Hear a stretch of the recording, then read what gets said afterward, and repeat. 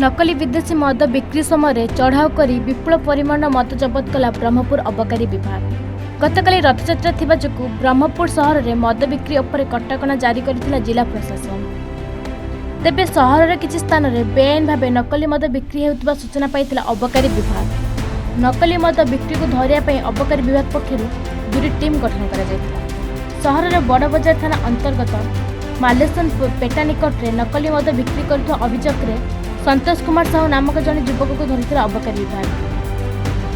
संतोष ठारू 58टी नकली मद बोतल जबत कर प्रेमनगर मुख्य रास्तार नकली विदेशी मद बिक्री अभियोग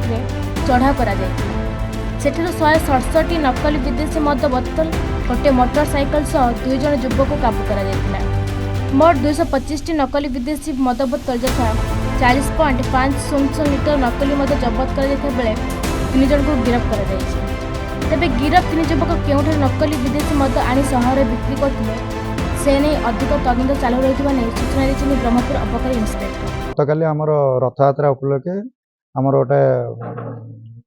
प्रवीण प्रधान आमर सुपरटेंडेंट प्रवीण प्रधान निर्देश रे गोटे आम स्वतंत्र टीम गठन करूँ जो कि आमर EIB यूनिट एवं DSF यूनिट एवं सदर रेंजर बछा बछा कर्मचारी एवं स्टाफ एवं ऑफिसर मानक नहीं आम गोटे स्वतंत्र टीम गठन करूँ एवं जेहेतु काली समस्त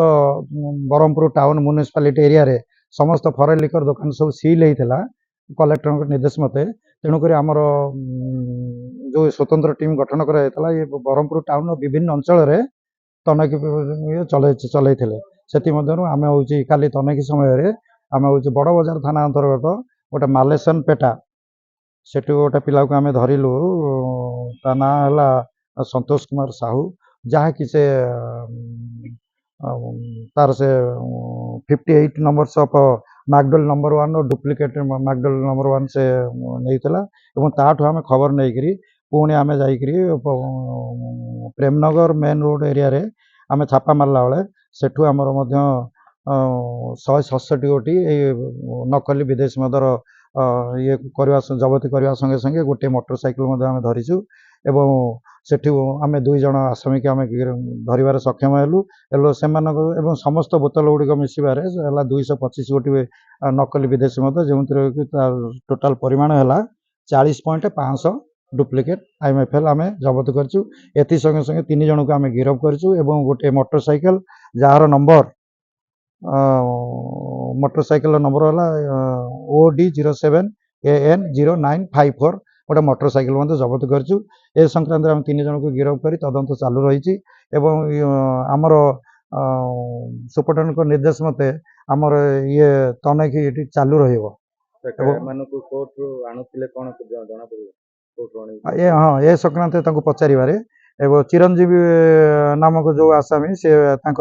श्रीकांत नामक जड़े व्यक्ति आनी से प्रकाश कले और से श्रीकांत एवं तार टाइटिल एवं तार घर कौटी आड्रेस फुल आड्रेस जेहेतु परमानेंट आड्रेसटा किसी दे पारे आम तथापि काली सुपरटेंडेंट सहित आम समस्त यूनिट आम सहर सका माने सहर विभिन्न प्रांत काली आम छापा मारिलु छापा मारिया सत्वे ये जेहेतु तार टाइटिल घर आड्रेसटा आम जापर नु से लोकटी धरा पड़ा ना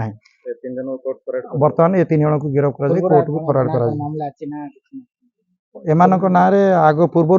कौन से मामला नहीं बोली से माने कहउछंती किंतु अधिक तदंत पर ये सब जना पड़िबो।